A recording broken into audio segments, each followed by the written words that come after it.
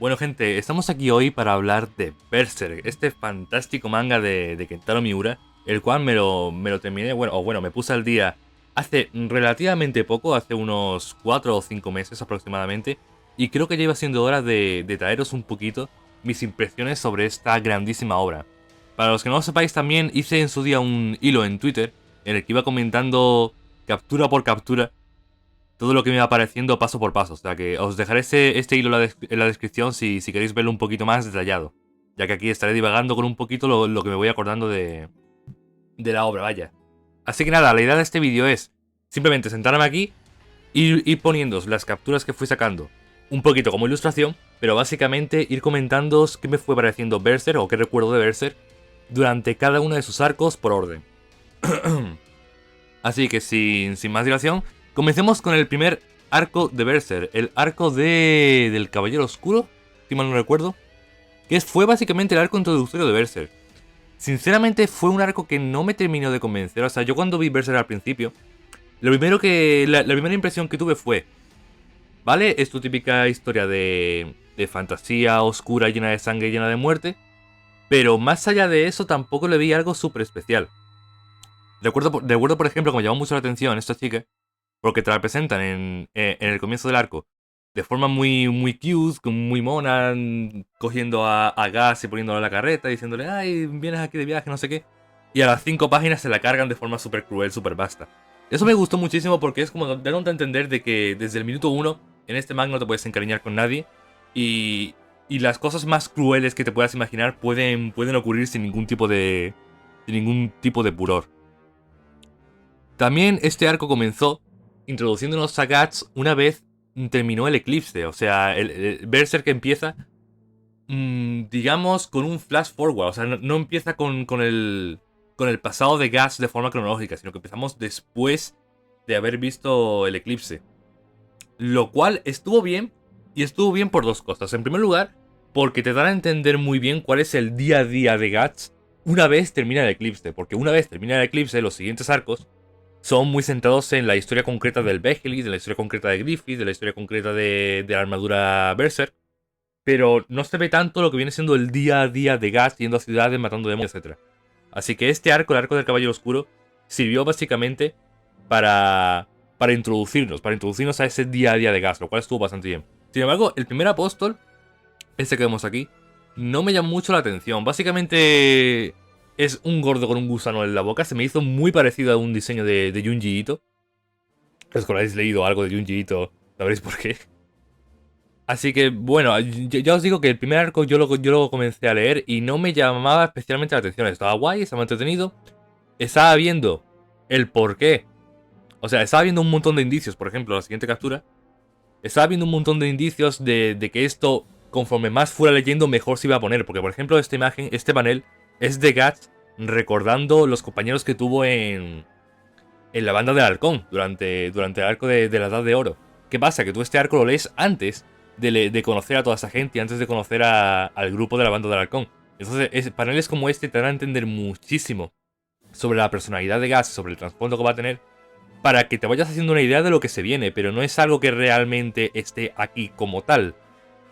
Entonces, ya os digo, fue un arco introductorio, un arco introductorio que cumplió su rol como arco introductorio de forma espectacular, pero que precisamente por eso no me pareció tampoco para tanto el primer arco de Berserk.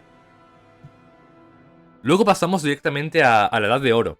Aquí no tengo capturas, pero también antes de pasar a la parte de la banda del Arcón con Griffith y tal, nos contaron el pasado de Guts con Gambino.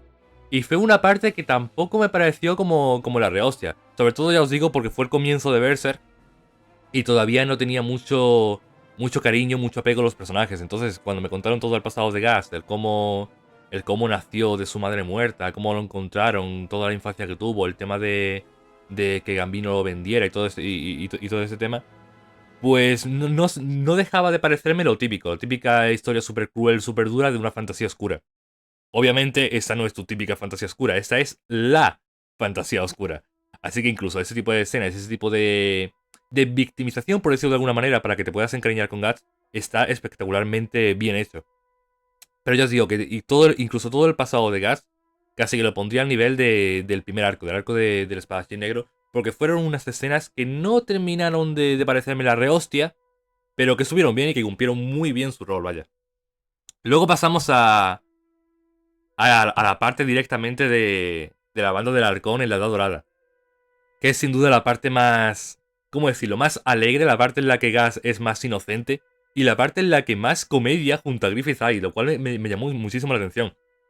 Esta captura, por ejemplo, recuerdo que la saqué porque me llamó muchísimo la atención que Gas y Griffith pudieran tener escenas como esa, escenas tan hilarantes, escenas tan coloquiales, como si fueran amigos de toda la vida, conociendo lo que iba a venir después, porque yo empecé a leer el manga de Berserk después de haber visto las 3 películas de la Edad Dorada. Entonces ya sabía la que se iba a liar, y vaya que esto me pilló un poquito desprevenido. Luego, me encantó muchísimo todas las referencias que hay durante este arco, porque hay un huevo de referencias a esto, de que Griffith es un ser divino. Con paneles como esto, que Miura tiene Miura tiene un don para expresar lo que quiere expresar con sus paneles, que es espectacular. Y hay un montón de paneles de ese estilo en el que se ve a Griffith en un plano superior, como si fuera algo distinto al resto de humanos. Y el resto están mirándolo como abrumados, como si la luz celestial proviniera de él. Eso me encantó porque lo hacen un montón de veces durante todo este arco. Y tiene un montón de contraste con el cómo acaba siendo Griffith.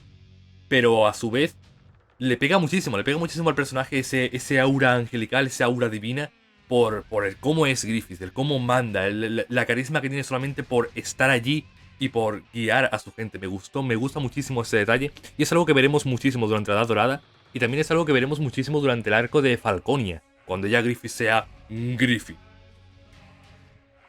Luego, todo el tema de, ya os digo, todo el tema de la guerra, Charlotte, el tema de la traición, el tema de que querían matar a Griffith porque estaba consiguiendo demasiado poder. Todo ese tema, sinceramente, en las películas me gustó menos. Y no sé exactamente por qué.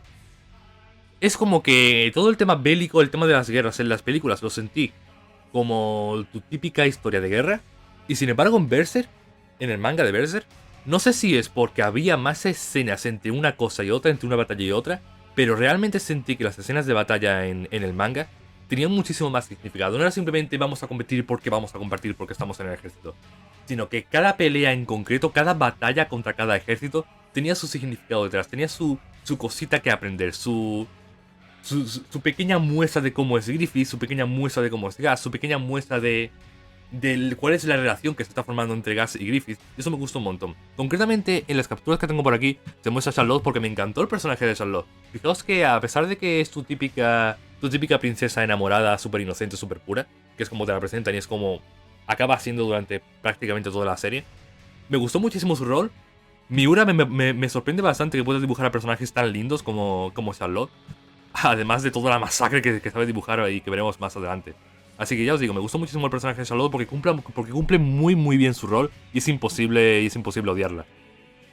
También nos contaron en este arco el pasado de Casca, que me gustó también muchísimo. Más que nada porque me parece que esas palabras exactas las digo en el hilo de Twitter. Y es que en el pasado de Casca te dan a entender muy bien que ella, como persona, se ha formado gracias a la influencia de Griffith en su pasado, pero luego se va a seguir formando gracias a la influencia de Guts en su futuro. Entonces es un personaje que está súper completo por ella misma, pero que además tiene influencias de ambos personajes más importantes de Berserk, tanto el bueno como el malo, podríamos decir. Y todo eso es lo que ha hecho que Casca sea Casca como es y como la conocemos durante todo este arco, y como la conoceremos más tarde en la parte actual de Berserk, vaya.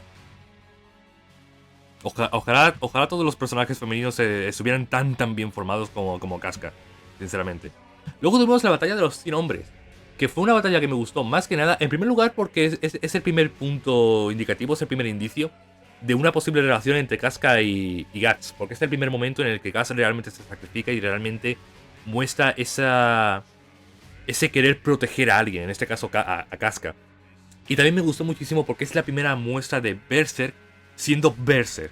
O sea, de Gas yendo como un completo Berserker, matando a todo el mundo, incluso metiéndose entre las espadas, entre las flechas, él solo, meneando su tremendísima espada, mientras lo va destrozando todo a su paso, completamente en estado Berserker. Y ese es el primerísimo momento en la serie en el que vemos ese estado de Guts que le da el título a la serie y que realmente lo hace diferenciarse del resto de protagonistas de pues de ese tipo de obras, rollo un espadachín muy grande.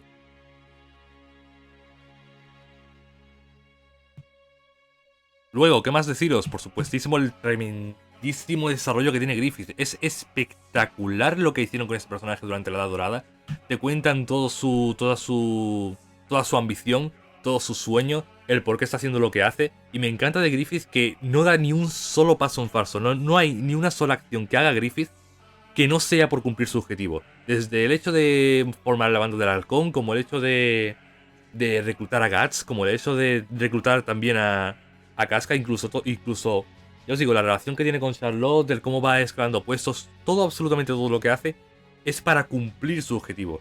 Y ese desarrollo me parece tan espectacular, porque luego se rompe Griffith cuando encuentra a Guts queriendo irse, porque realmente para Griffith Guts era alguien importante, no era alguien que estuviera a su lado, pero sí que era alguien especial en comparación al resto de personas. Eso era algo que Griffith no podía comprender, era algo que no estaba dentro de sus planes y que realmente lo partió por la mitad.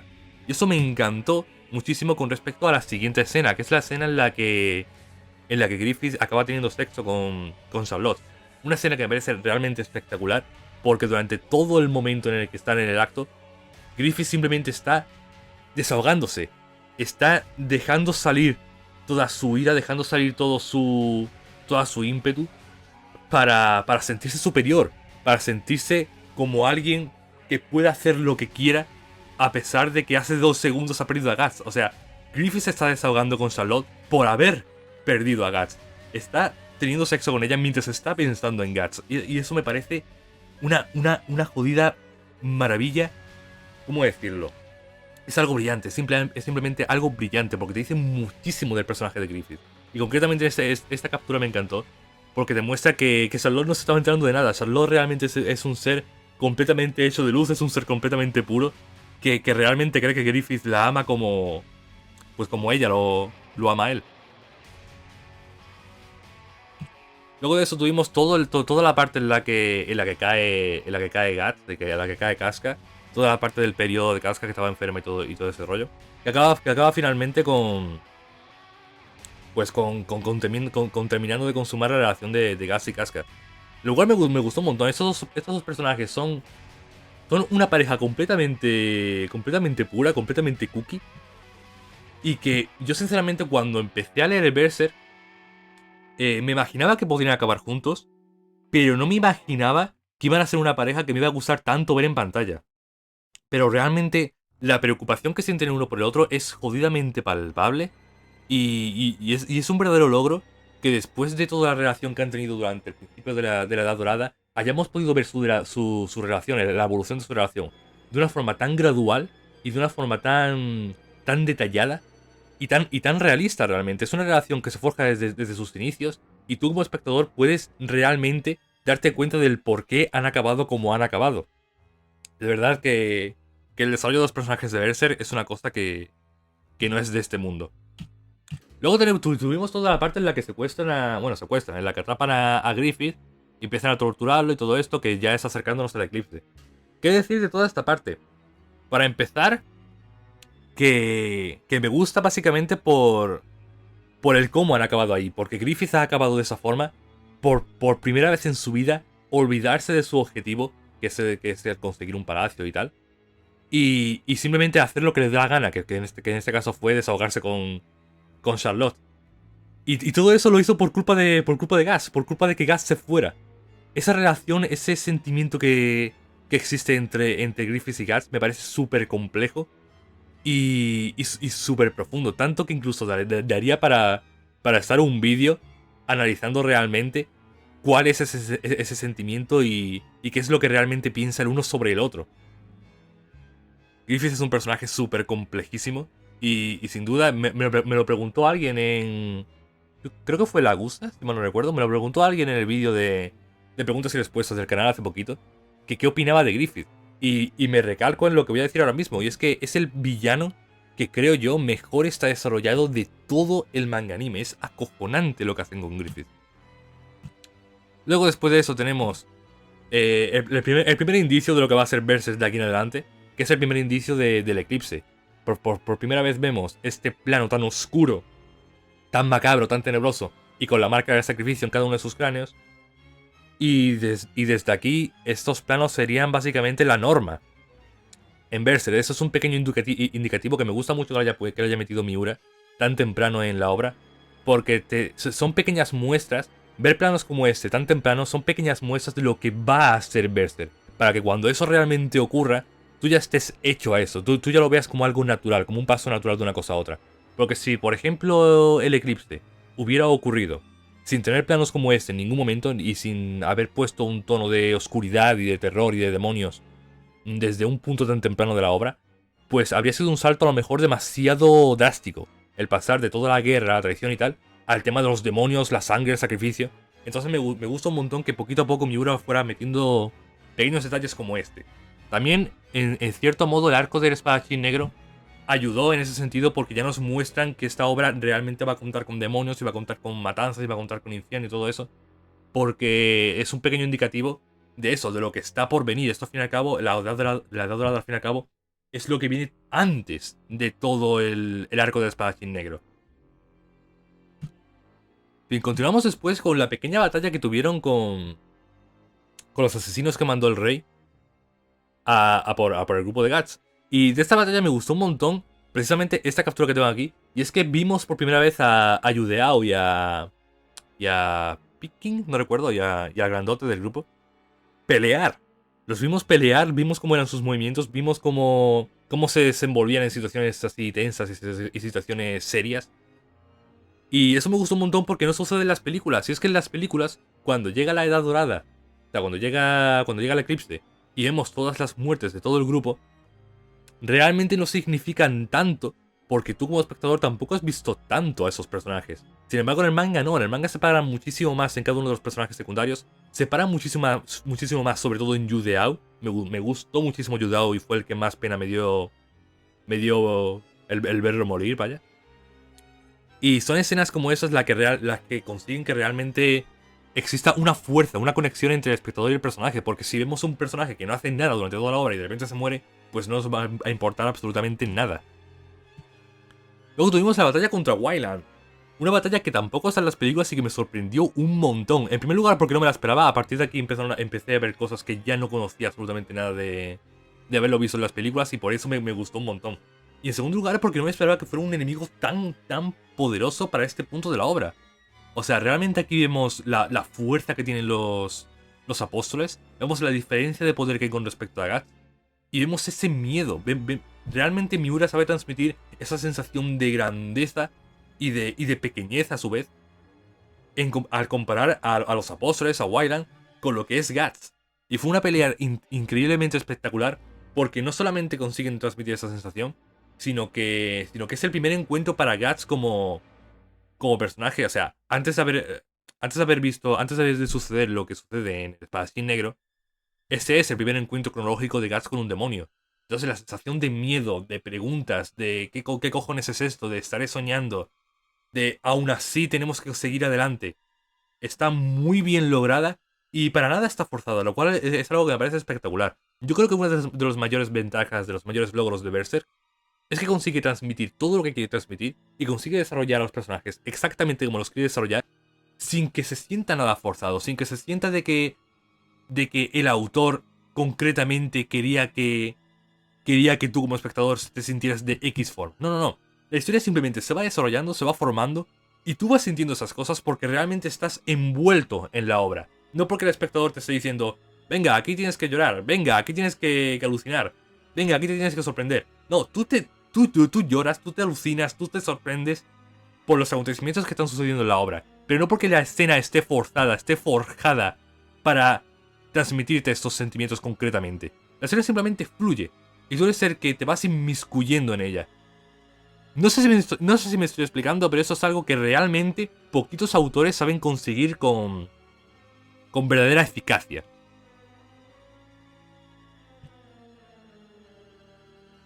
Ok, luego tuvimos... esto fue justo después de la batalla contra Wayland. Y básicamente le saqué la captura porque obviamente, mirad qué carita. Mirad qué carita. Mirad que Cookies, por el amor de Dios, son Casca y Guts.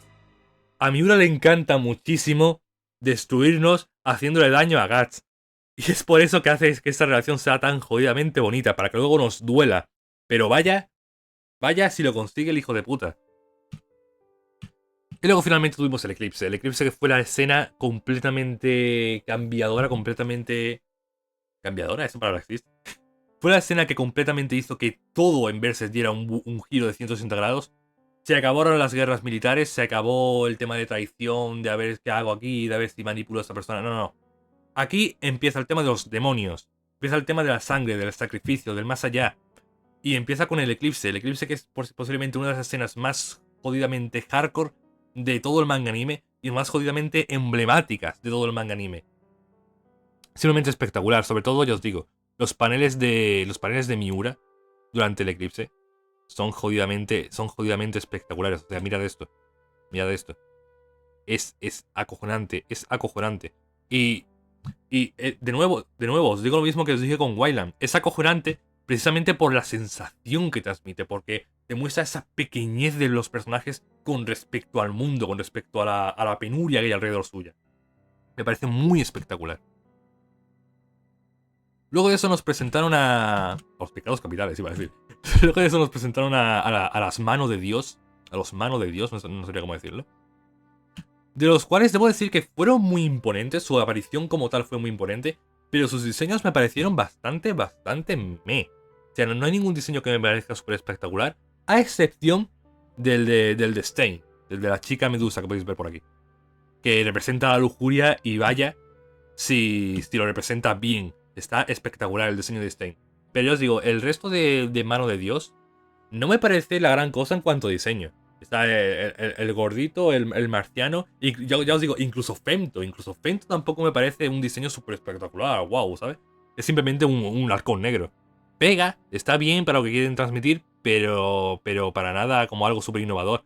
Y fijaos que Miura sí que tiene diseños súper espectaculares que los vamos a ver mucho más adelante. Pero, no sé. Al menos a mí no me llamaron para nada, pero que para nada la atención los diseños de la mano de Dios, a excepción, ya os digo, del de Stein. Stein, o Slain, me parece espectacular. Luego tuvimos la muerte de Yodeao, que ya os digo, fue el miembro de la banda del halcón que más me gustó. Me encantó su desarrollo, me encantaron las conversaciones que tuvo con Guts. E incluso me encantó el que te diera a entender que a él le gustaba Casca. Fue como un personaje muy pobre. Muy pobre, el cual era muy bueno con todo el mundo, quería lo mejor para todo el mundo, y al final acabó muriendo sin conseguir realmente nada más allá de bueno, más allá de lo que hace antes de morir, ¿no? Pero ya os digo, fue el personaje que más me gustó con mucha diferencia de la banda del halcón. Luego tuvimos este capítulo, el capítulo de la idea del mal, del corazón este oscuro, que fue algo súper extraño y que realmente, incluso a día de hoy, no consigo comprender. Esto fue como una especie de sueño, una especie de fantasía, de ilusión que tuvo Griffith mientras se estaba convirtiendo en Femto, mientras se estaba convirtiendo en una mano de Dios. Entonces, no sé qué quería decir Miura con esto. A lo mejor es que este corazón es como el dios del universo de Berserk, o es el dios mm, al que... Es el dios al que sirve en la mano de Dios. Es un concepto abstracto, no tengo ni la menor idea de qué quería representar con la idea del mal. Y fijaos si es tanto así, que incluso leí por ahí que este capítulo en concreto, el capítulo 83 de Berserk, no salió en los tomos recopilatorios. Fue un capítulo que salió semanalmente en las revistas, ¿no? Pero que luego a la hora de hacer el tomo recopilatorio, el mismo Miura pensó que no era buena idea contar todo esto tan pronto en la obra y simplemente lo quitó del tomo recopilatorio. Así que os digo, esas son unas ideas que imagino que mucho más adelante en la obra Miura tratará de forma más... ¿cómo decirlo? Más detallada que lo que nos mostraron aquí. Luego tuvimos la muerte de este tipo, de Gastón, que me pareció más cómica que otra cosa. Y básicamente el desenlace del eclipse. ¿Qué puedo decir del desenlace del eclipse? De nuevo, si el eclipse en general es una de las escenas más emblemáticas de todo el manga anime, obviamente la escena final del eclipse, con la violación de Casca y con la amputación de Guts, fue obviamente la escena más a destacar dentro del eclipse. Y fue espectacular básicamente porque te muestran de dónde nace ese odio de Guts hacia Griffith. Y es un odio completamente justificado por parte de Guts. Y que sin embargo, desde el punto de vista de Griffith, es incluso, ¿cómo decirlo? Es como si se estuviera burlando. O sea, Griffith es un ser que no quiere el mal a los demás. Eso es algo que también comenté en el vídeo de preguntas y respuestas. Yo opino que Griffith es un personaje que no hace el mal por el mal. No hace el mal simplemente por ver cómo otra persona se frustra. Él simplemente hace las cosas para conseguir su objetivo. Sin embargo, durante esta escena concreta del eclipse, esa violación a Casca delante de Guts fue ya no un acto de malicia, sino un acto de superioridad. Fue como diciendo, ahora realmente sí puedo hacer lo que quiera. Sí puedo conseguir lo que yo quiera. ¿Qué quiero en este momento? Quiero demostrar mi poder. Quiero verme superior a Guts. Quiero dejar claro que así es como soy. Dejar claro que así es como he sido siempre. Y dejar claro que voy a seguir siendo así de aquí en adelante. Y eso lo muestra básicamente con esto, con la violación a Casca en una escena increíblemente dura, increíblemente brutal e increíblemente espectacular. Este panel en concreto con el Griffith de Guts de fondo, es una jodida maravilla. Es una jodida maravilla. La fuerza que tiene este panel, la ira que muestra Guts en este panel, es impresionante. De veras que Miura tiene una especialidad para mostrar sentimientos con su dibujo que es de otro puto mundo. Y finalmente terminamos el eclipse con la aparición de Tito Calavera, el cual no es un personaje que me esté agradando muchísimo durante todo el recorrido de la obra. Básicamente porque cada vez que aparece es para salvar a alguien. Es básicamente ¿cómo decirlo? Tiene un nombre esto. Es un Deus Ex Machina. El Tito Calavera es un Deus Ex Machina con patas, con huesudas patas. Básicamente, cuando alguien está en un problema del cual no se puede salvar, aparece el Tito Calavera y lo saca de allí. Y esto pasa una y otra y otra y otra vez, ¿eh? No es algo que realmente yo consideraría que destruye el guión de Berserk para nada. Pero sí que llega un punto en el cual molesta un poco, porque sabes que están en una situación súper mala para los personajes, sabes que no pueden salir de allí de ninguna manera. Y tú ya cuando lo has visto una vez, mira, cuando lo has visto dos, pero ya a partir de la tercera piensas, bueno, aparecerá Tito Calavera y lo salvará. ¿Por qué digo que no destruye esto el guión de Berserk? Porque no es que suceda siempre. Obviamente hay muchas veces en las cuales están en esas situaciones y aunque tú estés pensando eso, se las ingenian para salir de allí de otra forma. Pero sí que aparece y sí que hace eso bastantes más veces de las que me gustaría. Ahora bien, el trasfondo, la historia de Tito Calavera y su conexión con la armadura Berserk y tal, está bien. Pero de nuevo, tampoco me parece como algo súper espectacular. Este personaje medio que no hace nada en toda la obra hasta que llegue el punto en el cual lo haga. Eso es un personaje súper importante para acabar con las manos de Dios, pero creo yo que vamos a tratar un montón de tiempo en verlo realmente actuar de forma seria. Ok, y con esto terminamos el arco de la Edad Dorada y pasamos al arco de los niños perdidos. Y aquí, en este panel en concreto, debo decir una cosa. Bueno, un par de cosas mejor. En primer lugar, que me gustó un montón que hubieran presentado a Pac en el arco del espadachín negro. ¿Por qué? Porque si hubieran presentado a Pac en este arco, que sucede justo después del eclipse, habría sido la cosa más anticlimática del mundo. Meter este tipo de comedia con este tipo de personaje justo después del eclipse. ¿Qué pasa? Nos choca porque ya conocíamos a Pac. Porque sabemos que este arco que está sucediendo ahora mismo, el arco de los niños perdidos, es algo que realmente ocurriría después del arco de espadachín negro. Entonces no te choca este tipo de interacciones con Pac. Pero si esto hubiera sido la primera vez que conocíamos a Pac, entonces sí chocaría, porque sería algo nuevo, sería algo que nos están contando en este punto en concreto. Así que muy bien ahí, Miura. Y por otro lado, debo destacar que la comedia de Pac, el rol que tiene Pac en la obra como alivio cómico, me gustó 1000 veces más al comienzo de Berserk, es decir, durante este arco y el siguiente, que más adelante. O sea, a partir de la mitad, casi terminando, del arco de la convicción, el humor de Pac me parece una basura, me parece una tremendísima mierda. Sin embargo, durante el arco de los niños perdidos y casi que durante el comienzo del arco de la convicción, sí que me gusta mucho el humor de Pac. Me parece algo que sirve como alivio cómico, que realmente actúa como alivio cómico, y que el dibujo realmente te plasma esa comedia. Realmente es un dibujo que hace que te rías, que hace que te puedas abstraer un poco de todos esos paneles tan jodidamente hardcore que normalmente tiene Berserk. Pero ya os digo, en las partes, que ya llegaremos a esto también, en las partes más adelante en la obra, no se esfuerza Miura absolutamente nada en dibujar a Pac, y simplemente está de fondo soltando chistes de mierda. Eso es lo que hace Pac durante... Iba a decir durante el 80% del tiempo que aparece, pero no realmente, pero... Después del arco de la convicción, el 100% de los momentos en los que aparece Pac es para soltar chistes de mierda por lo bajito en el fondo, y es una pedazo de mierda. El humor de Pac es una pedazo de mierda, a partir, ya os digo, de los arcos más avanzados, porque aquí, lo que es en el arco de los niños perdidos, sí que me hacía mucha gracia Pac. Luego continuamos con este rostro tan espectacular de Gas. Esto es exactamente cuando le dicen que hay unas abejas que están... Bueno, unas abejas no. Cuando le dicen que hay unas hadas que están secuestrando a niños, que están secuestrando a gente en el pueblo y tal.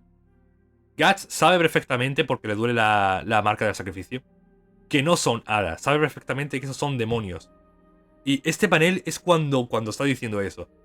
Y me encanta porque te muestra esa alegría, ese éxtasis de Guts por ir a matar a esos demonios, como si estuviera contento de ir a matar a esos demonios, pero a su vez está contento, te muestra ese éxtasis precisamente por la rabia y por la tristeza que ha sufrido con respecto a esos demonios.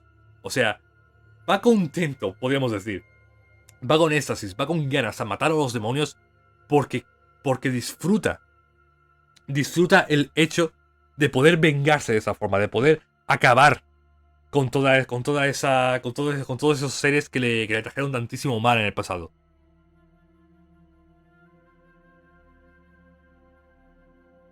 Ok, y os digo, ese arco básicamente se centra en Rosine, no me sé el nombre, se centra en Rosine, se centra en Jill, que son básicamente los personajes episódicos, podemos decir episódicos porque aparecen solamente durante este arco, pero que están increíblemente bien desarrollados. El arco de los niños perdidos está un poquito, diría yo, infravalorado, porque sí, es un arco que ocurre y desaparece y ya no se vuelve a comentar nada de este arco porque los personajes no vuelven a aparecer y lo que ocurre en este arco es medio irrelevante.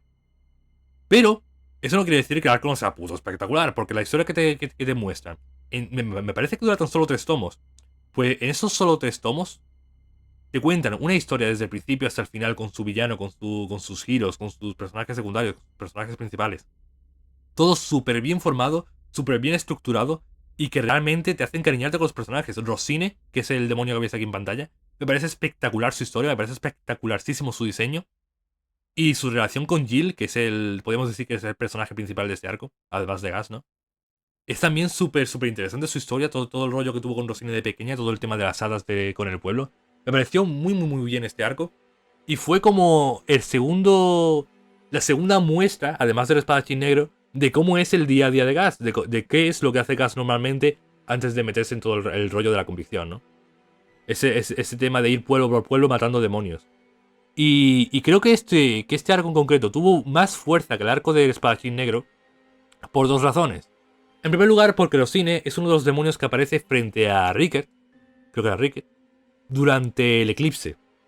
Y eso me pareció un detallazo increíble, porque es como diciéndote que hay conexión, que no son simplemente unos demonios cualquiera, sino que los demonios que están aquí son demonios que perfectamente puedes encontrarte más adelante, porque están ahí, están en este mundo, no son simplemente bestias, no son búfalos, no son monstruos como tal, son demonios con su propia personalidad, su propia historia y su propia importancia dentro de la obra. Eso me gustó, yo os digo, muchísimo.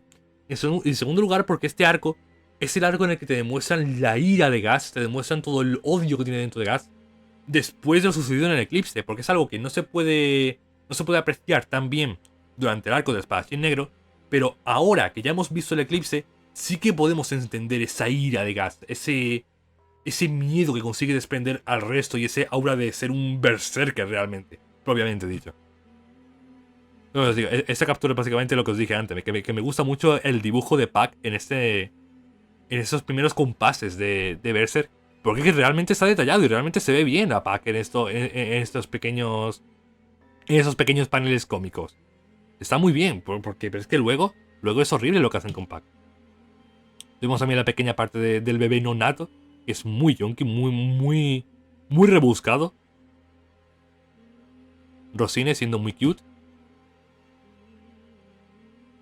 Y ya os digo, cosas como esas son las que tanto me gustaron del humor de Pac al principio de Berserk. Bueno, al principio. Estamos ya en el capítulo 100, ¿no? Pero os digo, en los primeros compases de Berserk, el humor de Pac estaba muy bien. Realmente, incluso, ya os digo, incluso el dibujo apoyaba al chiste, apoyaba al humor que quería plantear Pac. Porque Pac, al fin y al cabo, era el alivio cómico de toda la obra. Pero lo que hacen después con Pac es que es puto horrible. Ese chiste me encantó, me gustó muchísimo el cómo cambiar el dibujo de un momento a otro cuando ve el ojo.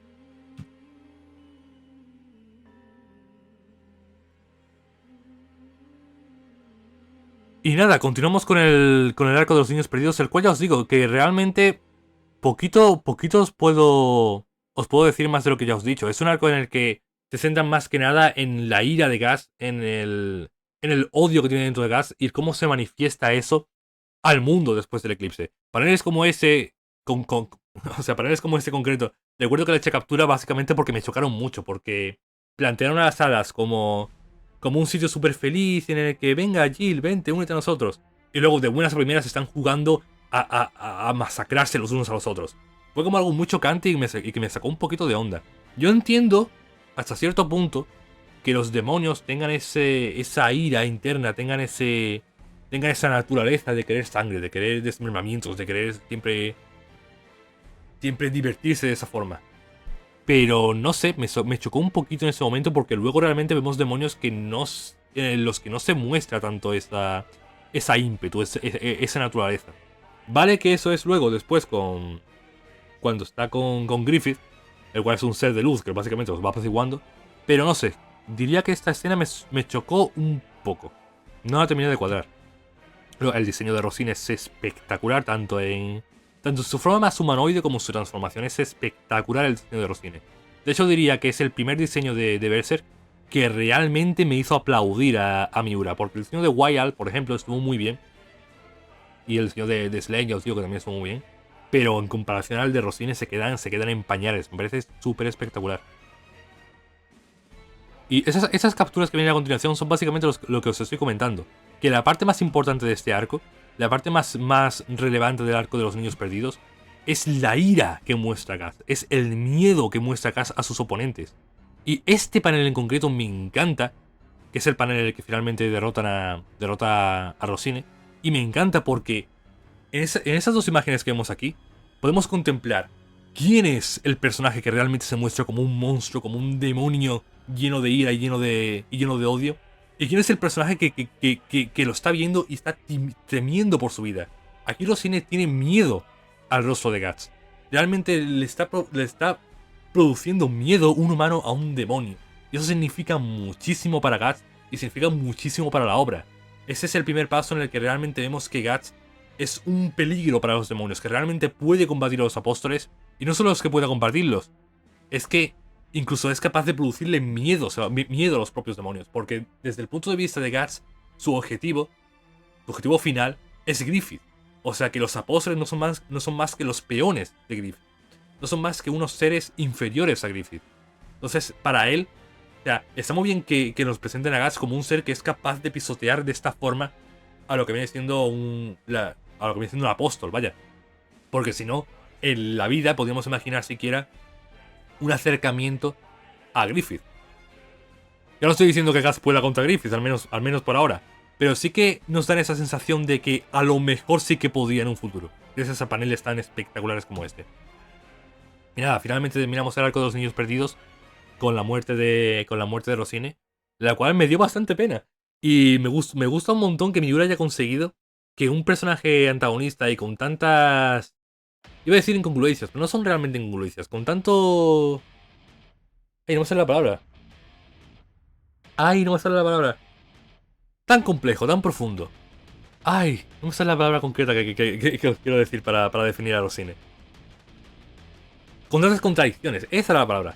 Un personaje con tantas contradicciones como es Rosine Me parece espectacular que Miura haya conseguido que empaticemos con él de tal forma que su muerte realmente me diera pena, porque a mí me dio pena la muerte de Rosine, a pesar de todo lo que había hecho, a pesar de su manera de pensar, y a pesar de que ni siquiera ella supiera realmente qué es lo que quería hacer con Jill. Me encantó el arco de los niños perdidos.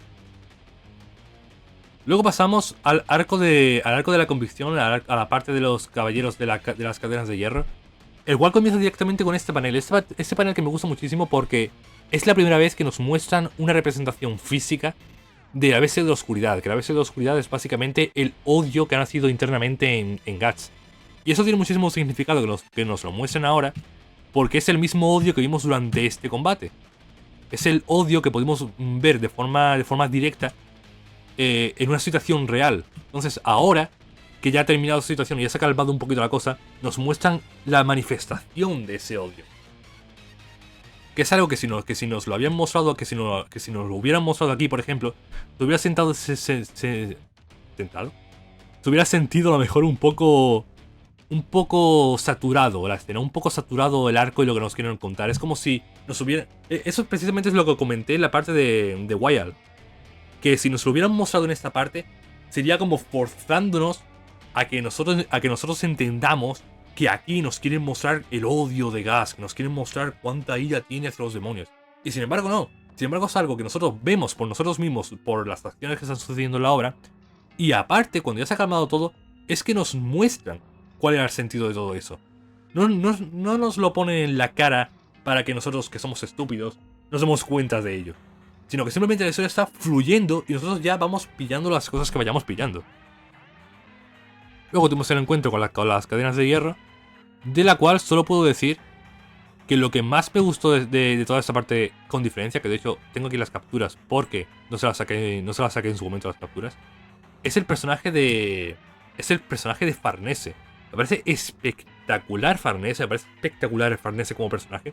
Todo su trasfondo, todo el tema de sus deseos pecaminosos, el cómo ella tiene ciertos fetiches que no quiere mostrar al resto y se fustiga a sí misma por simplemente tenerlos. Me parece muy espectacular el personaje de Farnese. Es un personaje que cuando vi en el opening, si mal no recuerdo, de Berserk 2017, simplemente por el diseño y por el tema de la iglesia, de ser como el típico personaje que va a ir siempre con lo que diga Dios, etc.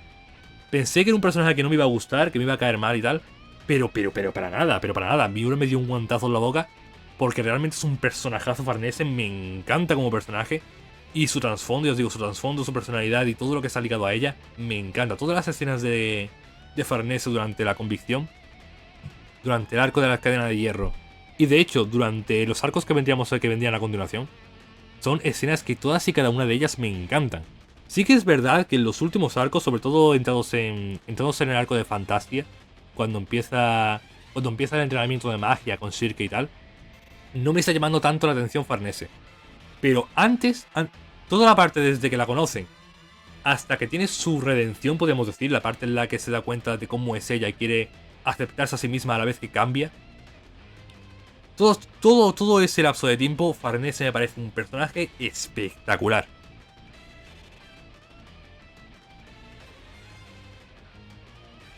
Ok. Este panel en concreto me acuerdo que le saqué la captura porque realmente sentí que Pac tenía un rol en la obra y una importancia para Guts más allá de ser alivio cómico. Pero no va mucho más allá de este panel, porque más adelante de veras que Pac me parece un personaje horrible. Y bueno, empezamos directamente el arco de la convicción, pero la parte del renacimiento. Parte en la que por fin vemos a Casca de nuevo como un personaje dentro del elenco. Y parte que empezó muy lenta y no terminó de agradarme el comienzo de toda esta parte. Para empezar, me gustaron mucho paneles como este, que son paneles que te dan a entender de que algo grande se está cociendo. Pero tardas un montón en darte cuenta de qué es ese algo que se está cociendo. Y toda la parte de entre medias fue muy pesada a mi gusto. Todo el tema de lo que está haciendo la Inquisición, de cómo la gente tiene que estar ahí rollo como con peregrinaje, el tema de las prostitutas, todo fue medio meh. Eso sí, la parte en la que ya me empezó a interesar más el arco fue a partir de este momento exacto, que es el momento en el que revelan la secta satánica, podríamos decir. A partir de aquí sí que se puso más interesante el arco, pero ya os digo que no fue nada en comparación a lo que nos mostraron en los niños perdidos, por ejemplo. O en lo que nos mostraron en la primera parte de la convicción con Farnese.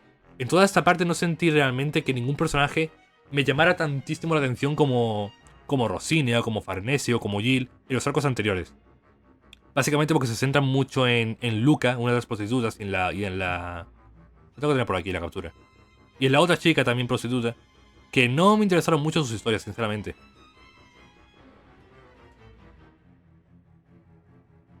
Vale, cuando esto quiera cargar, os sigo diciendo. Ya os digo, Luca por su parte me pareció un personaje que estuvo bien. Esa es la otra chica a la que me refería. Luca por su parte es un personaje que estuvo bien. Luca es esta chica de aquí. Pero que me pareció como demasiado bueno, demasiado héroe típico de la justicia. Sí que es cierto que lo hacía de una forma natural, no se sentía algo forzado de nuevo. Luca no es un Emilia Shiro de la vida. Pero sí que se comportaba de la misma forma que el típico personaje bueno con todos. Entonces no me pareció súper interesante Luca. Y en cuanto a esta otra chica, de la cual ni siquiera recuerdo el nombre, tampoco fue nada interesante. Fue un personaje muy real, con muchas contradicciones también, igual que Rosine. Pero que más allá de este momento concreto al cual le saqué la captura, el cual sí que me sorprendió, tampoco fue un personaje del cual me encariñara y del cual me interesara en exceso. Esta parte en concreto es del pasado de Farnese, que también nos lo cuentan en esa historia. ¿Y qué os puedo decir? De verdad es que Farnese me encanta como personaje. Cuando nos contaron su parte del pasado, esta parte en concreto, y nos muestran este panel, en el que ella se siente excitada al ver una persona arder viva, y por eso luego acaba convirtiéndose en un miembro tan importante de las cadenas de hierro, fue algo impresionante, simplemente impresionante. La complejidad y la profundidad del personaje de Farnese es increíble, es muy mi rollo esta tía. Ok, luego tuvimos este panel de la verga serpiente del demonio. Y la espectacular aparición de Guts. De esta parte lo que más puedo destacar es por un lugar. O sea, por un lado. Esta aparición de Guts que me gustó muchísimo porque sin decir absolutamente ninguna palabra en este panel, se ve cuál es la relación de Guts con Casca. Se ve. O sea, tú como espectador sientes lo que puede estar sintiendo Guts en ese momento. Ese sentimiento de quiero abrazarla, pero no sé cómo me va a responder ella. Pero aún así tengo que protegerla, ¿sabes? Se pone delante, le da la espalda, pero se gira porque quiere mirarla, ¿sabes?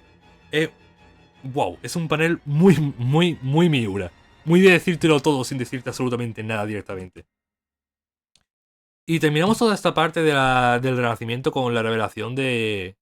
La revelación del huevo este. Que esto es básicamente un apóstol. Es un apóstol que actúa como. Es un apóstol que actúa como recipiente para el nacimiento de Griffith. Es una cosa muy extraña, muy enrevesada, sinceramente. Porque eso de que tenga forma de Behelit nunca lo he entendido. Porque se supone que ese tío es básicamente un humano que se convirtió en apóstol. Pero ya os digo, se transforma en apóstol con forma de Behelit y por tanto actúa como Behelit gigante para el nacimiento de Griffith. Ni idea, ni idea. Toda esta parte se me hizo bastante enrevesada. Pero no tuvo demasiada relevancia a fin de cuentas porque todo esto no es más que una excusa para traer de nuevo a Griffith, que es lo importante de todo el arco de la convicción. De esta captura en concreto se la saqué para destacar el hecho de que a pesar de no tener escenas tan brutales como el primer eclipse, esa especie de segundo eclipse que ocurre al final del arco de la convicción sí que tiene alguna que otra escena realmente hardcore, como esta que tenemos aquí. Luego tuvimos la batalla contra Mozgus, ni siquiera me acordaba yo de Mozgus.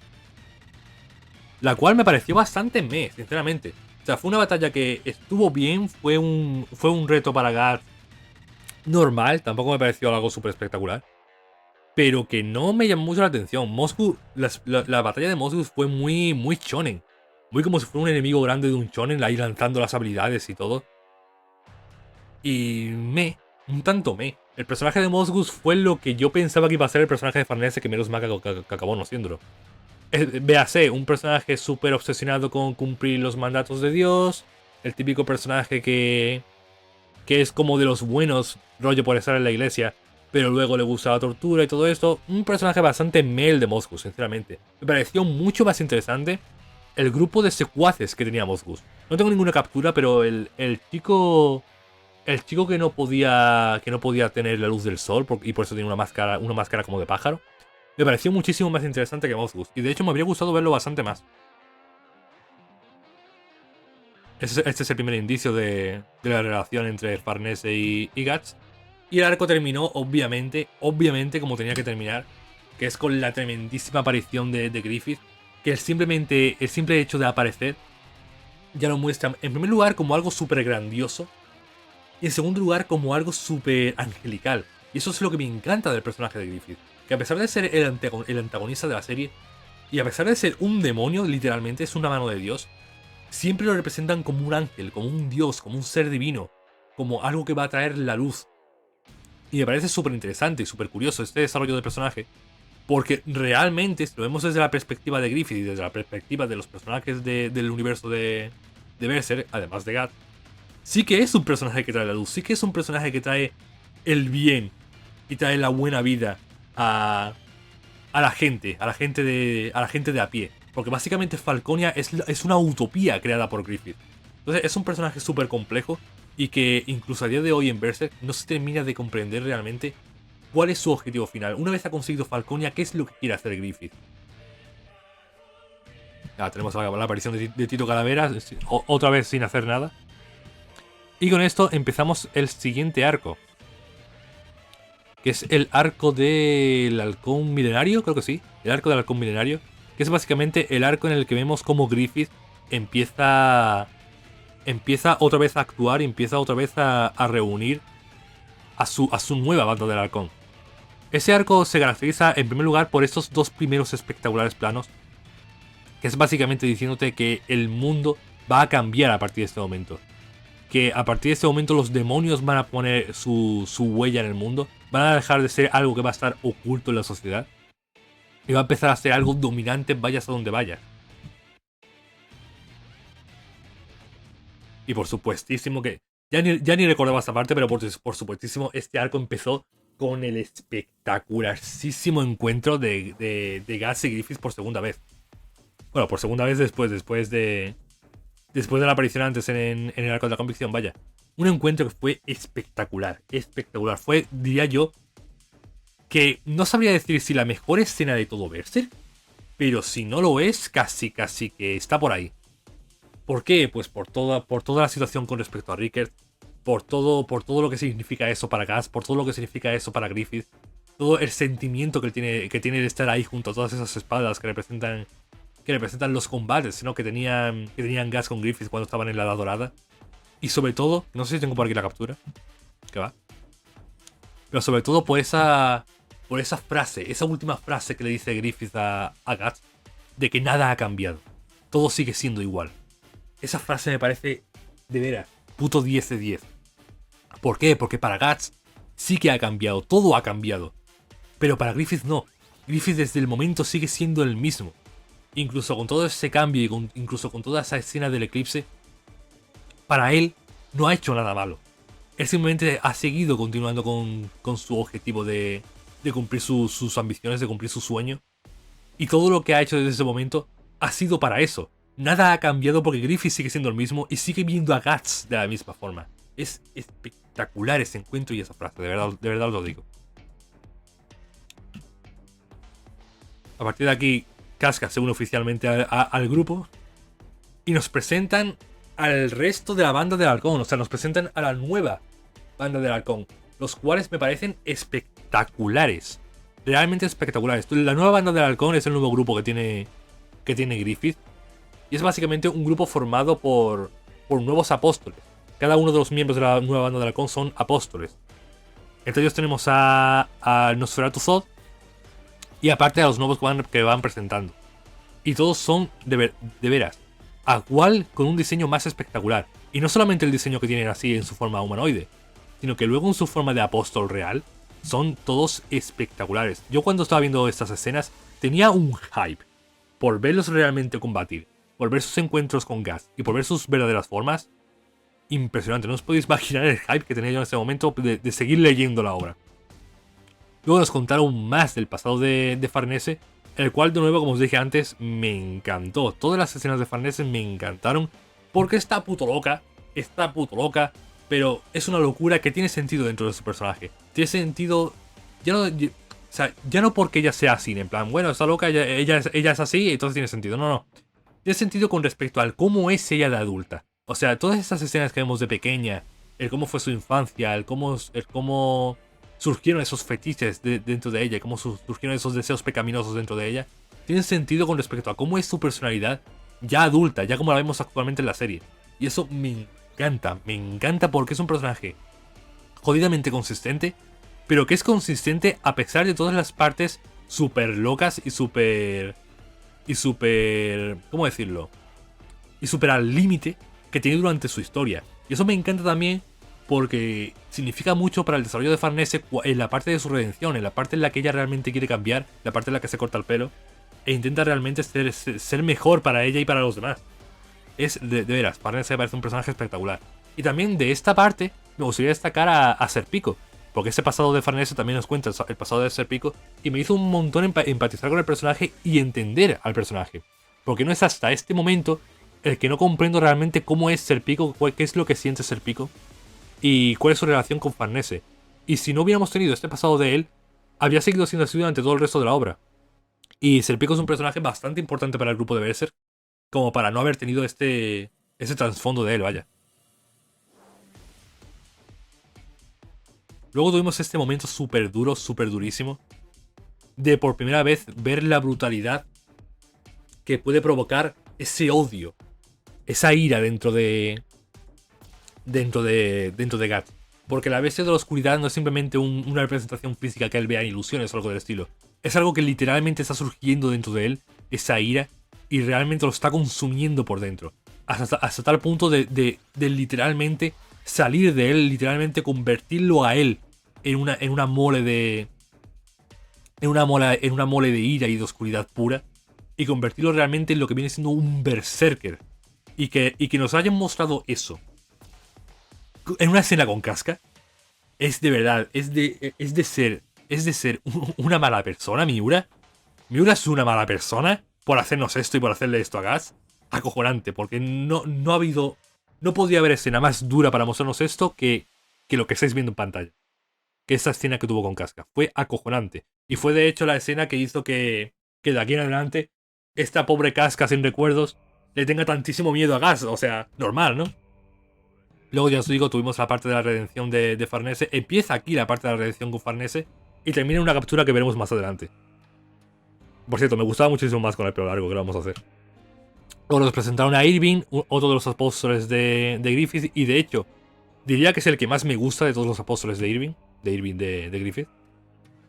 Y en esta parte termina la parte de redención de Farnese y me encantó. Es súper linda mirarla, es un ser de luz en esta escena Farnese. Y básicamente es porque este panel es en el que finalmente se da cuenta de cómo es ella, de cómo ha estado siendo durante todo este tiempo. Y es el punto de inflexión para ella, es el punto en el que dice, hasta aquí, quiero mejorar, quiero ser mejor persona. Voy a aceptarme como soy, voy a aceptar las cosas que he hecho en todo mi pasado. Y a partir de aquí voy a mejorar. Voy a cambiar. Todo en el buen sentido, obviamente. No es que se esté forzando ni nada de eso. Realmente espectacular. Espectacular, Farnese. Luego tuvimos esto. A ver. Ese es el arco del halcón milenario. Os digo, el arco del halcón milenario me encantó de sobremanera el principio. Es decir, hasta aquí. Y me encantó sobremanera el final, que es la parte de la armadura Berserk. Pero todo lo que hay por medio... se me hace muy... ¿Por qué? Porque hay un montón de exposición. Y porque a partir de aquí está el niño. No me acuerdo del nombre. Está Isidro. Está Isidoro. Isidoro es un gato. Está Isidro en el grupo. E Isidro me cae mal. Me cae muy mal. Me cae horrible. Es un personaje que no me gusta nada. No me gustó desde que apareció. E incluso con todas sus partes de desarrollo de personaje, me sigue sin gustar un carajo, pero absolutamente nada. Es un tipo que cuando abre la boca es para cagarla, para soltar alguna gilipollez o para herir a otro personaje. E incluso las escenas que tienen medio cómicas, como esta por ejemplo, son escenas sacadas de To Love Ru. Va andando, se tropieza, se cae, le toca las tetas a Shirke. Es que es horrible, es horrible. De veras que Isidro es el personaje que más odio de todo Berserk. Y de hecho, creo que Isidro le ha hecho mucho mal a Pac. Porque es a partir de este punto de la historia que Pac también me parece un personaje horrible. Porque es a partir de este punto de la historia en el que Pac e Isidro empiezan a actuar como dúo cómico, como dúo de alivio cómico, soltando chistes por lo bajito. Y esos chistes son una mierda, son una pedazo de mierda. Y te los sueltan en momentos que a lo mejor no son momentos para soltar un chiste por lo bajito. ¿Sabes lo que te digo? Llegó un punto incluso, mucho más adelante en la obra, en la que cuando veía bocadillos pequeñitos de Pac con algún disfraz extraño o algo por el estilo, simplemente no los leía.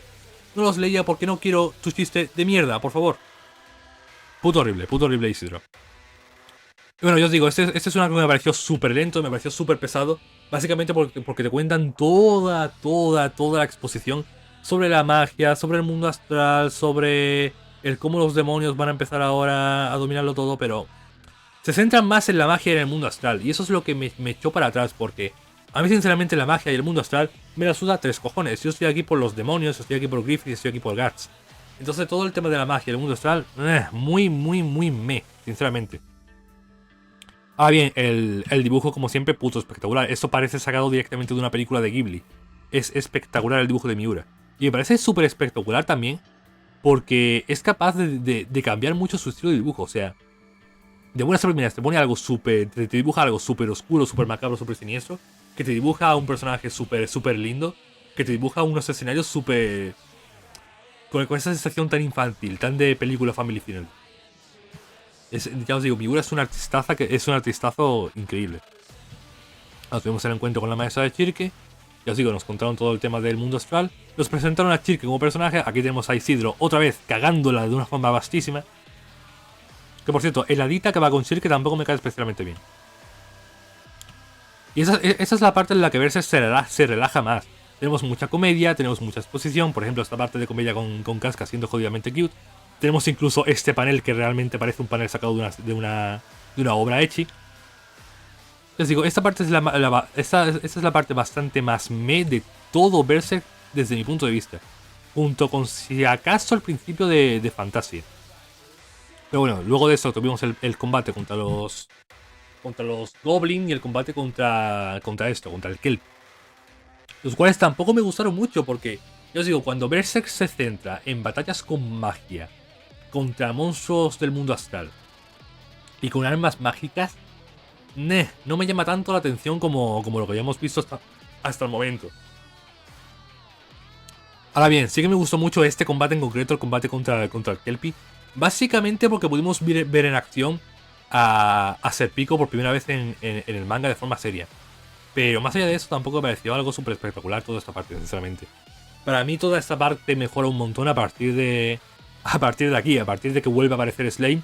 De una forma que no me agradó demasiado, la forma en la que aparece Slane ahí, como manifestándose dentro de las tripas, fue algo muy desagradable. Pero aún así sí que mejoró un montón ese arco con la aparición de Slane.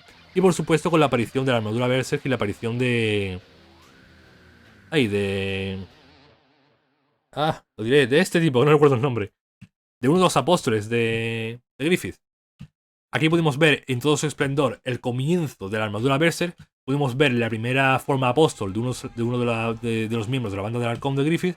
Y fue una batalla bastante espectacular y bastante impresionante. Volvimos a ver por fin uno de estos planos en los que se muestra a Gas como algo pequeño en comparación al gran enemigo. Sin embargo, a diferencia de los planos del principio o de los planos del eclipse, en este plano en concreto, vemos a Gas como algo pequeño en comparación al enemigo, pero no vemos como algo amedrentado. No vemos que Gas sea algo inferior. Es más pequeño, pero no es inferior. Eso es gracias al portento que le da la armadura Berserk.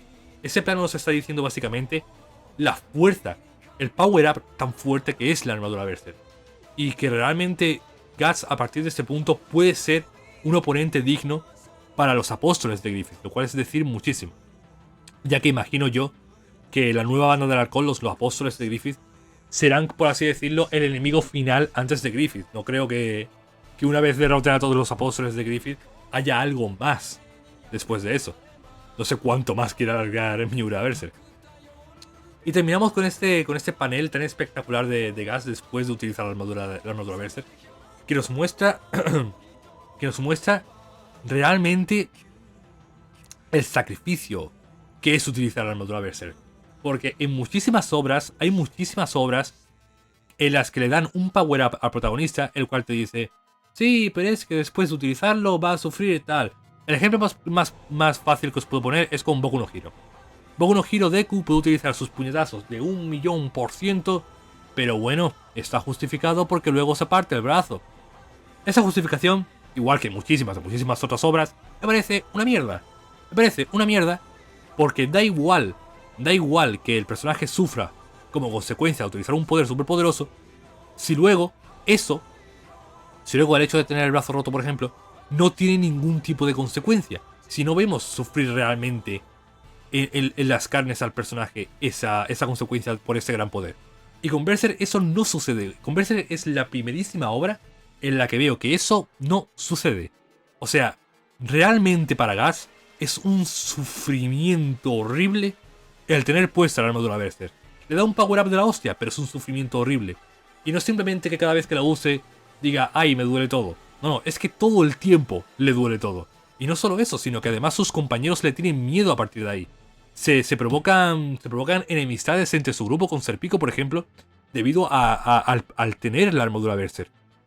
E incluso hay todo un arco de desarrollo en el personaje de Shirke, no sé cómo se pronuncia, el cual está vinculado a la armadura Berserk, porque sin todo ese contexto, sin todo ese desarrollo, sin toda esta parte de la historia centrada en la armadura Berserk, realmente sería lo de siempre, realmente sería un power-up sin consecuencias.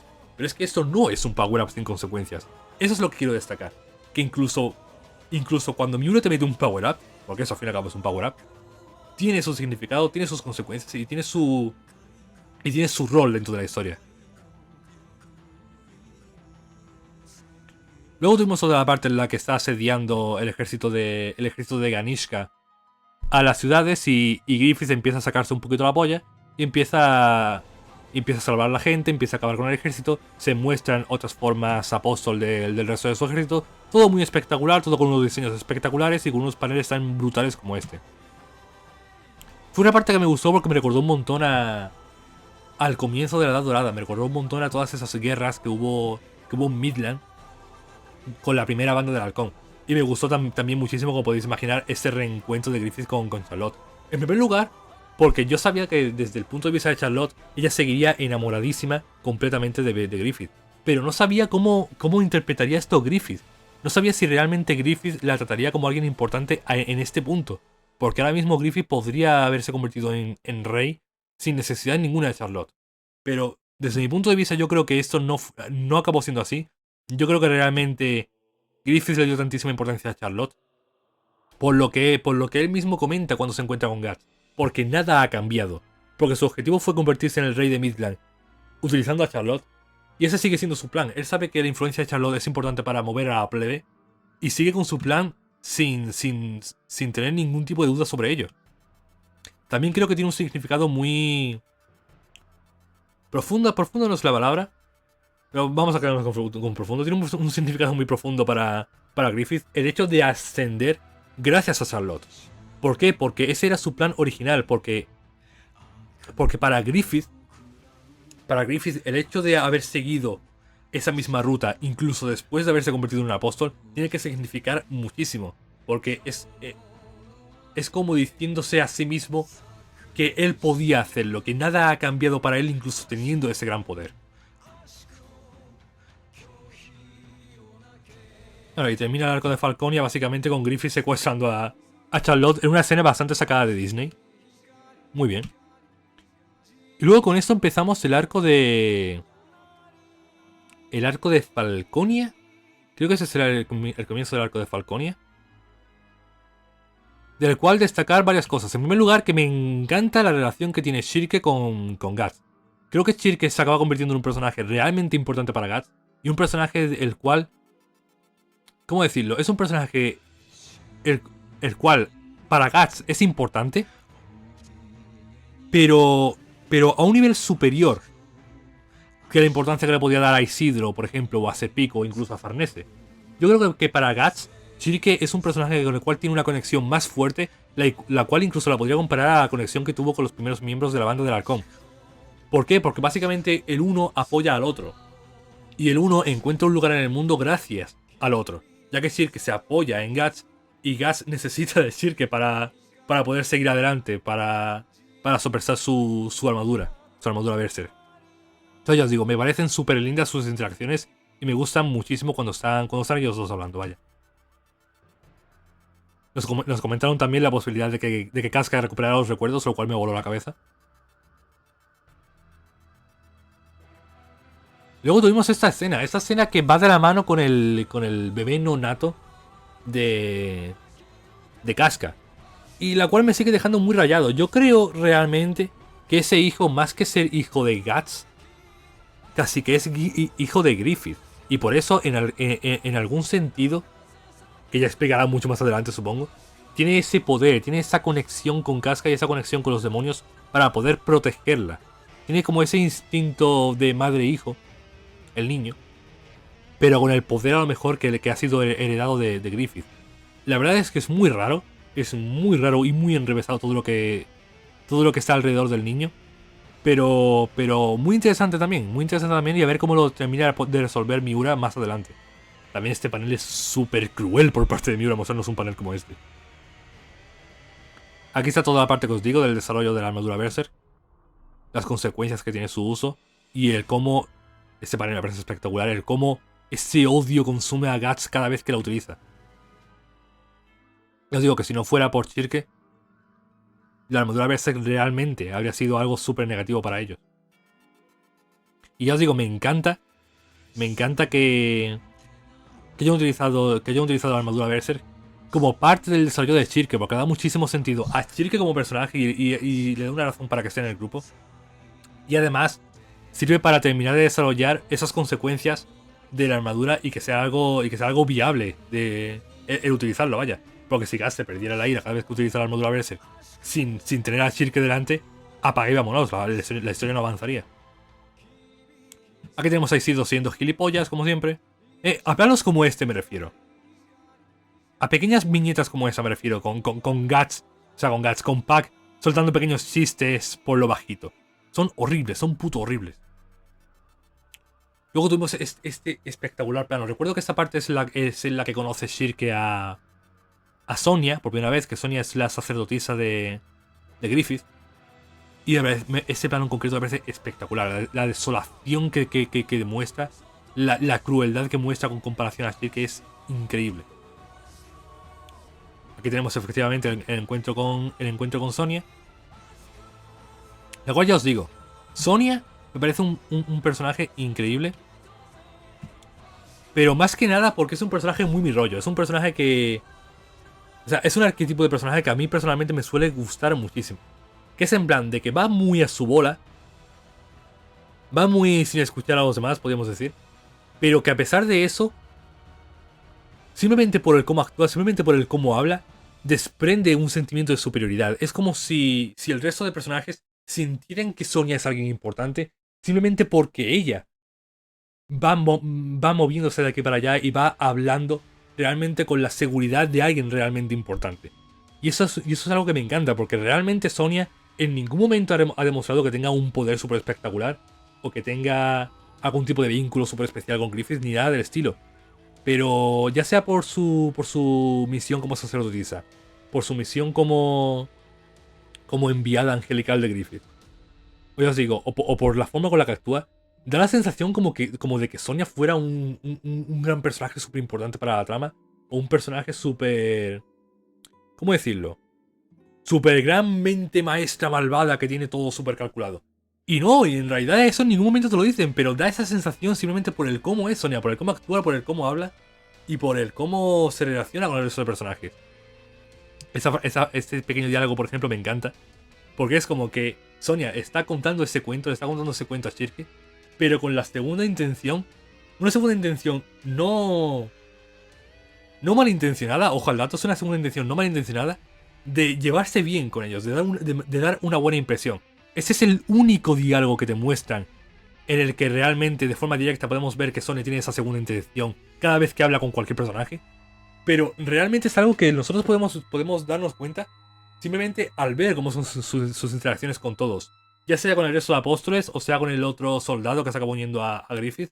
Os digo, es un personaje del cual me encanta verla en pantalla porque todos sus diálogos son súper interesantes simplemente por el cómo maneja la conversación, el cómo maneja a la otra persona mientras está hablando. Diría que es un personaje que podría encajar perfectamente en la saga Monogatari y sin problemas, vaya.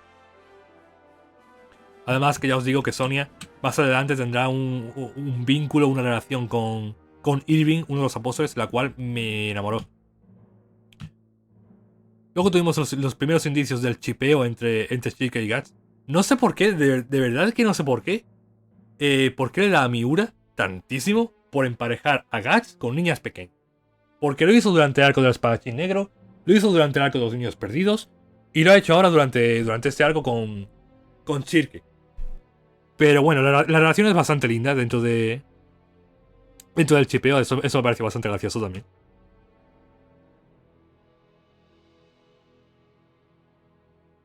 Ya os digo, aquí se calma un poquito la cosa hasta que terminan de... Hasta que termina de suceder algo en la ciudad, porque realmente en el arco de Falconia, hasta que no se termina de desarrollar la guerra contra Ganishka, el grupo de Guts está un poquito por estar. Durante todo este arco, los que más me interesaron con muchísima diferencia fueron el grupo de Griffith. También esa escena me encantó diciéndole: no toquéis a nuestra niña o algo así, dijo. Y es en plan, mira, aquí lo tenéis. Y fue en plan como dando a entender de que... No, como dando a entender, no. Fue dando a entender que Guts realmente la considera uno de los suyos. Lo cual es algo que Guts nunca ha dicho, ni siquiera a Isidro, ni siquiera a Pac, creo. Y tampoco a Farnese ni a Serpico. O sea, por primera vez en la obra, desde la banda del halcón, Guts considera que Chirke es una de su grupo. Y eso a su vez significa muchísimo para Chirke, porque ella perdió su hogar, porque ella no tiene ningún sitio al que volver. Y Guts en ese momento le está dando un sitio del cual formar parte. Parece súper espectacular la relación que tienen Guts y Chirke, súper bonito. Súper bonito. A esto me refiero. Esos dos me encantan. Me encanta Sonia, me encanta Irving. Y me encanta la relación que tienen entre ellos. ¿Por qué? Porque más adelante, mucho más adelante, veremos una escena súper clave de ellos dos juntos. En la cual podríamos decir que se apoyan, ¿no?, el uno al otro. Y significa muchísimo. Pero significa tanto precisamente por pequeñas escenas como esta, de las que ya íbamos viendo que entre ellos dos hay una relación un poquito más importante que la del resto de... Que la que tiene Sonia con el resto de apóstoles. Es como si ella viera un sentimiento más de... ¿Cómo decirlo? De amistad, de confianza con Irving. Y él por alguna razón sintiera esa necesidad de protegerla a ella. Es una relación que me encanta eso. Luego tuvimos un poquito de comedia por parte de... por parte de Casca. Y luego tenemos este plano. De veras os digo, de veras os digo que este es el plano que menos me gusta de todo Berserk. Me pareció jodidamente absurdo. Me pareció una escena sacada completamente de To Love Ru y que pega en Berserk -4. O sea, yo entiendo que la intención era una intención cómica, pero horrible, me pareció jodidamente horrible. Y más por la situación en la que está Guts, que está hecho mierda ahora mismo. Sin embargo, ya os digo, esas dos capturas las saqué porque, sin embargo, como contraste a esa escena, tuvimos esta otra, que también es de Chirke con Guts, y sin embargo, sí que me pareció muy divertida, sí que me pareció muy graciosa. O sea, no hace falta recurrir a cosas tan banales como esta para crear humor.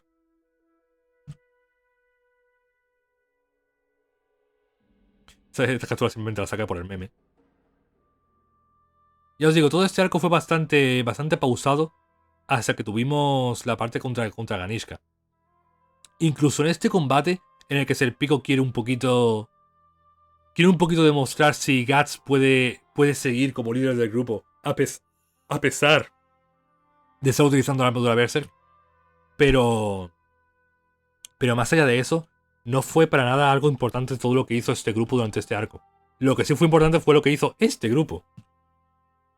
Planos como este me encantan. A cosas como esta me refería antes cuando dije que Sonia es la enviada celestial de Griffith. Porque Sonia es el único personaje de la serie, además de Griffith, al cual representan con un aire angelical alrededor suya. Y eso me llama muchísimo la atención porque apoya a eso que dije antes de que Sonia por alguna razón parece un personaje súper importante. Porque incluso a nivel de estética, incluso a nivel de composición de plano, la están tratando al mismo nivel que Griffith por alguna razón. Razón que sinceramente no termino de comprender el porqué, pero que sin lugar a dudas le da muchísima relevancia a Sonia como personaje. Y hace que sea un personaje, ya os digo, que a ojos del espectador parece como algo mucho más importante para la trama de lo que a lo mejor acaba siendo al final, pero no sabría deciros. Porque sinceramente para mí, o sea, a este punto de Berserk, tampoco hemos visto cuál ha sido el desarrollo final de Sonia o cuál ha sido la conclusión final del personaje de Sonia.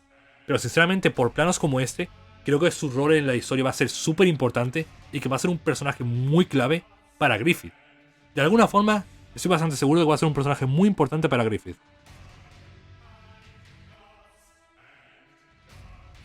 Nada, tuvimos un poquito de acción por parte de la armadura Berserk. Vimos otra vez el cómo Chirke es la que actúa como catalizador para que la armadura Berserk tenga algún tipo de sentido. Pero ya os digo, todas esas escenas de acción con la armadura Berserk solamente funcionaron para mejorar el desarrollo de la relación entre Chirke y Guts. Porque tienen un par de escenas muy bonitas, un par de frases que se te quedan muy grabadas. Pero más allá de eso, todas las escenas contra los bichos en la ciudad fueron bastante meh. E incluso la pelea contra el Ganesha este eléctrico, en este plano tan espectacular de gas encima de Zod. Casi que diría que fue simplemente fanservice. Fanservice para los espectadores que quieren ver.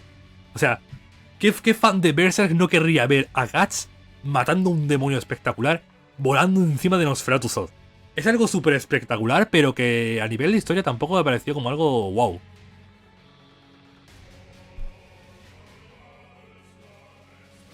Y nada, terminamos esta pequeña guerra con Griffith acabando con Ganeshka. Y luego con la aparición del Papa. Y este plano me encanta porque de nuevo nos muestra el poderío y la presencia celestial que tiene Griffith. Porque al lado de Griffith, el Papa se cae. ¿Sabéis a lo que quiero referirme? O sea, el Papa se supone que es la figura religiosa más importante del universo. Y sin embargo, se cae frente a Griffith. O sea, con eso nos está dando a entender Miura de que al lado de Griffith el Papa no es nada.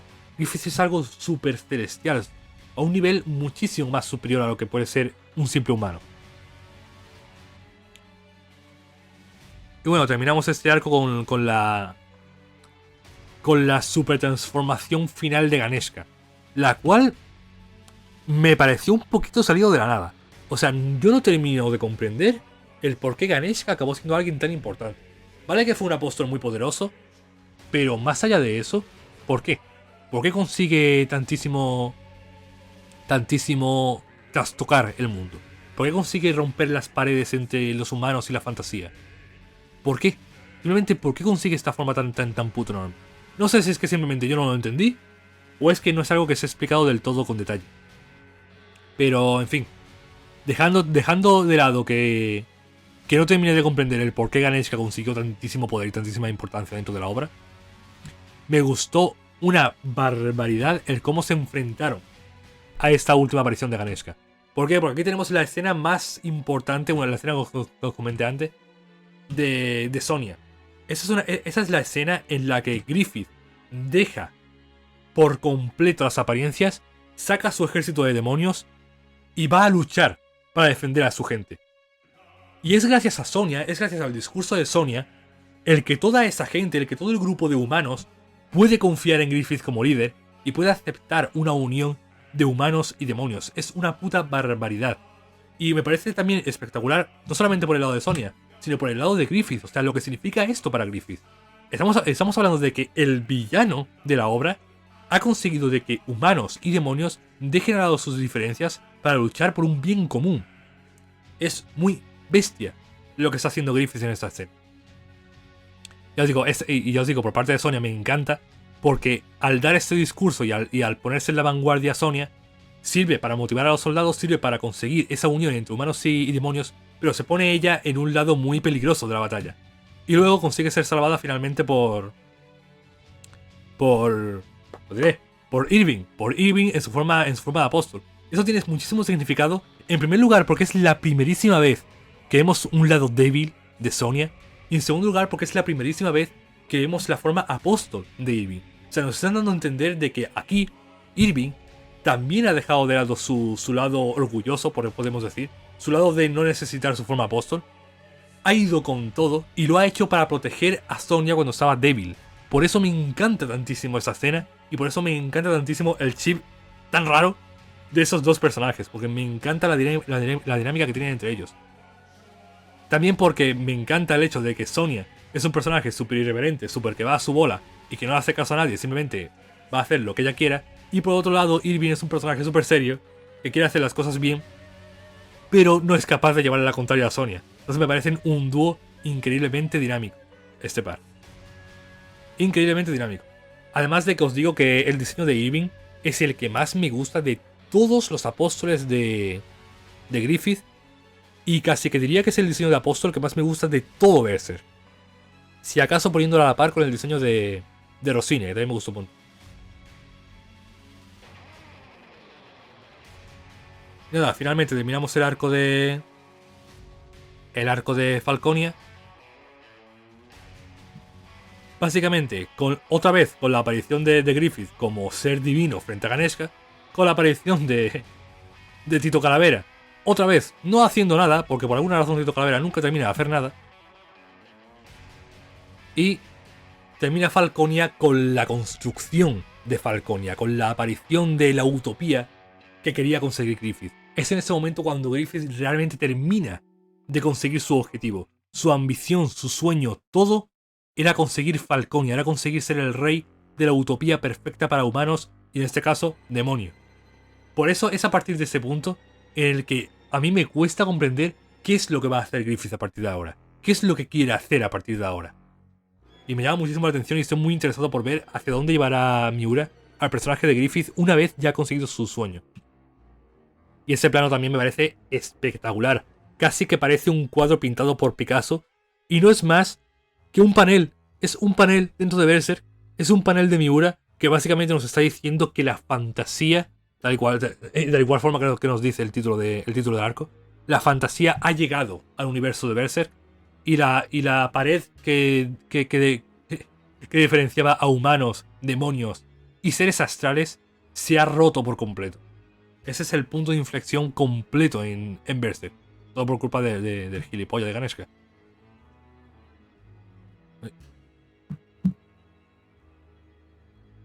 Y hasta aquí tengo sacadas capturas.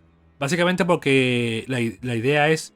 O sea, la idea era que yo en Twitter comentara cada arco conforme leía ese arco hasta que lo terminara. Entonces no saqué ninguna captura de Fantasía, porque quería hacerlo todo una vez hubiera leído Fantasía. Ahora bien, sí que hay bastante que comentar de Fantasía. Para empezar, el arco del Rey del Mar, del terror del mar, no sé. Todo ese arco de las sirenas y tal, no me terminó de convencer. Estuvo bien, estuvo entretenido, muy linda la sirena. Medio que más o menos estuvo bien su relación con Isidro, a pesar de que Isidro me sigue cayendo como el culo. Pero no terminé de comprender cuál era la importancia del arco del Rey del Mar. Y tampoco vi que fuera algo súper espectacular, ya que básicamente no fue más que una piedra en el camino mientras que el grupo de Guts iba a la isla de los elfos. O sea que medio que me. Luego por el lado del grupo de Griffith tuvimos los encuentros contra el asesino en su forma de apóstol, que me gustaron un montón. Pero que también se quedó medio a medias porque terminó con el grupo de Rickert, no lo recuerdo, yendo hacia la isla elfo. Si mal no recuerdo. O sea que yo me imagino que en el futuro se van a encontrar con Guts, pero no tiene pinta que vaya a ser algo que va a suceder dentro de poco. O sea que ahí se quedó eso. Y luego por el lado de la isla de los elfos, tampoco me hizo mucha gracia cómo era la estructura de la isla de los elfos. No me pareció como algo súper interesante, la verdad. Pero sí que fue jodidamente espectacular la forma en la que trajeron de vuelta a Casca. O sea, por fin tenemos a la antigua Casca, que estos básicamente los últimos capítulos de Berserk que han salido. Toda esa parte, todo ese viaje de Farnese y Schirke para recuperar a Casca fue espectacular, todas las referencias. Y me encantó ver a Casca de nuevo. Ver a nuestra Casca. ¿Qué pasa? Que como Miura es un hijo de puta que quiere traer absolutamente todo el mal posible a Guts, pues es bastante duro ese encuentro de Guts con Casca. Pero también, de nuevo, es algo que no se ha terminado todavía de terminar, de finalizar toda esa escena. O sea que estamos ahí todavía los lectores de Berserk a medias. Entonces, como conclusión para este vídeo, que ha sido ya bastante largo, no sé cuánto va a durar este vídeo, pero es algo bastante largo. Como conclusión, Berserk es una pedazo de obra, es una obra maestra. Berserk es una jodida maravilla, la cual, si no la tengo catalogada como obra maestra todavía en My Anime List, por ejemplo, es simplemente porque no ha acabado. Ni tiene pinta que vaya a acabar pronto. Pero es una maravilla, es de las poquísimas obras de las que puedo pensar bastantes escenas que son 10 de 10. Pero puros 10 de 10. O sea, las series que yo considero obras maestras y que tienen escenas 10 de 10 tendrán 2, 3 como mucho. Pero Berserk tiene una cantidad de escenas que son 10 de 10. Impresionante. Prácticamente tiene un par o 3 por arco. Es muy bestial lo que consigue hacer Berserk. Y es una obra que ya os digo. Yo creo que el mayor logro que consigue Berserk es la naturalidad con la que te lo muestran todo. Cualquier desarrollo de personaje, cualquier batalla, cualquier consecuencia, cualquier relación, cualquier vínculo. Todo está mostrado con una naturalidad increíble. Todo se siente real, no se siente absolutamente nada forzado. Y se siente tampoco que te estén lanzando las cosas a la cara. Es muy bestia lo que consigue Kentaro Miura con esta obra. Y es muy bestia también el dibujo, lo que consigue transmitir con el dibujo tan espectacular que tiene. Así que nada, vamos a ir cortando por aquí, gente. Y nada, comentadme en los comentarios qué os parece a vosotros Berserk.